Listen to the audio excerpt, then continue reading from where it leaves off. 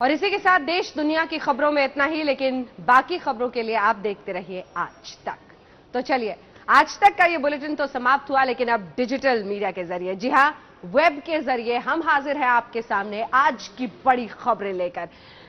ये कमल को चुनौती देने वाला कौन सामने आ गया हिंदुस्तान में? जी हां, सीधे सीधे बीजेपी को ललकारने वाला ये 22 साल का शख्स जीन्स पहनता है, कंधे पर बंदूक रखता है और चुनौती सीधे नरेंद्र मोदी को देता है। उसी मैदान से जहां पर प्रधानमंत्री नरेंद्र मोदी भाषण देते हैं, उसी मैदान पर खड़े होकर आज इसने प्रधानमंत्री नरेंद्र मोदी को, आनंदीबेन को चुनौती दी। यहां तक कह डाला कि हमारा हक हमें लेना आता है, नहीं दोगे तो छीन लेंगे। ये भी कहा इसके आगे बढ़ते हुए उन्होंने कि अब कोई रावण लंका में नहीं बचेगा। अब रावण किसको बता रहा है 22 साल का हार्दिक पटेल, ये भी देखना बहुत दिलचस्प होगा। कुल मिलाकर खबर इतनी है कि आरक्षण का मुद्दा, पटेल समुदाय के लिए आरक्षण का मुद्दा उठाकर लाखों लोगों को आज गुजरात के अहमदाबाद में इकट्ठा किया हार्दिक पटेल ने। मंच से बिल्कुल नेता वाला भाषण, अंदाज वही जिसमें कह रहा था कि अगर हमारा हक हमें नहीं दिया जाएगा तो हम उसको छीन लेंगे, और चुनौती देता रहा। नीतीश कुमार, कमजोर नब्ज पकड़ ली नरेंद्र मोदी की और कहा नीतीश कुमार हमारे साथ हैं, चंद्रबाबू नायडू हमारे साथ है। यानी कुल मिलाकर राजनीति में आगे बढ़ने की पूरी तैयारी है उसकी, सियासत आगे ले जाना चाहता है, मुद्दा आरक्षण को लेकर उसने बना लिया है। हार्दिक पटेल की आगे की राह कैसी होती है ये देखना दिलचस्प होगा, और हमारी नजर तो उस पर रहेगी ही कि आरक्षण की बिसात पर ये जो शय और मात का खेल खेल रहा है हार्दिक पटेल, इसके जरिए वो कहां तक जाता है। लेकिन दूसरी बड़ी खबर जो आज देश के लिए बहुत महत्वपूर्ण रही, वो जंतर मंतर से आ रही थी। One rank one pension scheme के लिए आज जिस तरह से एक बार फिर से सेना के तमाम जो लोग हैं जंतर मंतर पर, उन्होंने अपना आंदोलन जारी रखा। कईयों की तो तबीयत बहुत ज्यादा बिगड़ रही थी, लेकिन इसके बावजूद उनका आंदोलन जारी। ये दर्शाता है कि उनमें एक हताशा है सरकार को लेकर, उसके रवैये को लेकर। उनका ये मानना है कि हमने इस देश के लिए अपनी जिंदगी दी है, अब वो वक्त है जब ये देश अपना किया हुआ वादा हमसे पूरा करे।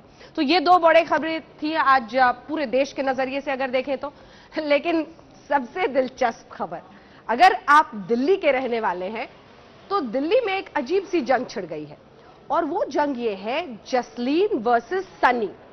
अब आपको ये तय करना है कि या तो आप जसलीन की तरफ हैं या फिर आप सनी की तरफ। कौन सच्चा कौन झूठा? जसलीन ने बीते दिन दरअसल ये आरोप लगाया था सनी पर, उसकी एक फोटो बाकायदा फेसबुक पर डालकर, कि मेरे साथ इस लड़के ने छेड़खानी की। मामला यहां से शुरू हुआ, फेसबुक पर सामने आया, दिल्ली पुलिस हरकत में आई, सोशल मीडिया पर बवाल मचा, सनी को फौरन हिरासत में लिया गया। हालांकि वो फिर बेल पर रिहा हो गया, लेकिन जब सन्नी बाहर आया तो सन्नी ने अपने स्टाइल में बताया कि हमारी तो ट्रैफिक के एक नियम पर बहस हो गई थी। फिर आम आदमी पार्टी के अरविंद केजरीवाल के साथ जसलीन की तस्वीर सामने आ गई तो कहने लगे ये तो पॉलिटिकली मोटिवेटेड है। तो छेड़खानी का एक मामला जिसमें उस जसलीन नाम की लड़की के साथ कई लोग खड़े थे, उसमें एक अलग सा मोड़ आया। कोई जसलीन के साथ खड़ा था, कोई सन्नी के साथ खड़ा था। अब दिल्ली की जनता तय करे कि वो किसको सच्चा मानती है। तो जसलीन वर्सेस सनी, ये जंग तो चली रही है, लेकिन इस बीच और कौन सी दिलचस्प खबरें थी जो आज सियासत में जिनकी वजह से बवाल मचा रहा। और ये वाला टीवी जरा पहले म्यूट कर दें ताकि आपको मेरी ही आवाज आए। ये देखिए, अब जरा आपको दिखाते हैं कौन सी ऐसी खबरें हैं जिनकी वजह से सियासत भी उबली। और ये देखिए, एमएनएस का ये वीडियो हम आपको दिखा रहे हैं, ये अब सामने टेलीविजन स्क्रीन पर आएगा और आप देख पाएंगे कि कैसे एमएनएस की गुंडागर्दी चली। खबर ये एक रेलवे ऑफिशियल की है। ये देखिए, ये तस्वीरें देखिए, हैरान कर देने वाली है। ये गुंडागर्दी करने की एमएनएस की पुरानी आदत, जिसमें वो सोचते हैं कि महाराष्ट्र उनकी जागीर है, वही पुराना अंदाज दिखा है। ये जो रेलवे ऑफिशियल आप देख रही हैं, ये इसलिए रो रही हैं क्योंकि इनको हैरेस किया गया, इनको परेशान किया गया एमएनएस के कार्यकर्ताओं की तरफ से। ये आंसू इसलिए टपके क्योंकि एक आरटीआई क्वेरी इनके सामने आई थी। इन्होंने सिर्फ इतना कहा था कि भैया ये आरटीआई या तो हिंदी या फिर अंग्रेजी में दे दीजिए, जिस भाषा को मैं समझ सकूं उसमें जवाब दे सकूं। अब ये पूरे के पूरे महाराष्ट्र को अपनी जागीर समझने वाले एमएनएस के कार्यकर्ता अक्सर ऐसे मुद्दे पर गुंडागर्दी पर उतर आते हैं।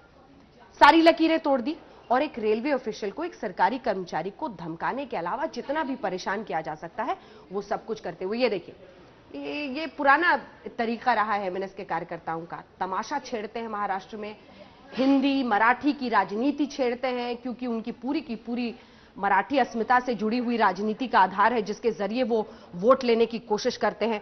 तो ये एक मुद्दा जो हमने आपको दिखा दिया, लेकिन इसी के साथ जो एक और मुद्दा जिसका जिक्र मैंने अभी किया था, ये भी जरा आपको दिखाऊं क्योंकि ये बहुत दिलचस्प है।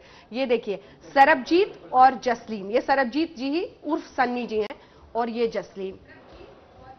जसलीन और सरबजीत के बीच में जंग छिड़ी हुई है। ये वो तस्वीर, ये देखिए, ये तस्वीर है जो फेसबुक पर डाला था जसलीन ने और कहा था कि मेरे साथ छेड़खानी की है इस शख्स ने।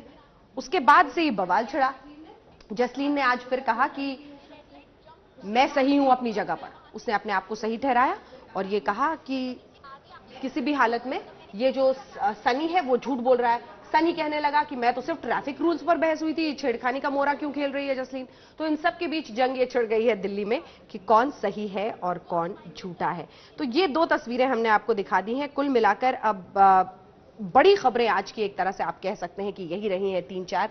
लेकिन हार्दिक पटेल को कम में मत आंकिएगा। हार्दिक पटेल 22 साल का युवा जरूर है, लेकिन आरक्षण की मांग को लेकर जिस अंदाज में वो आगे बढ़ रहा है, वो नरेंद्र मोदी को चुनौती दे रहा है, वो आनंदीबेन पटेल को चुनौती दे रहा है।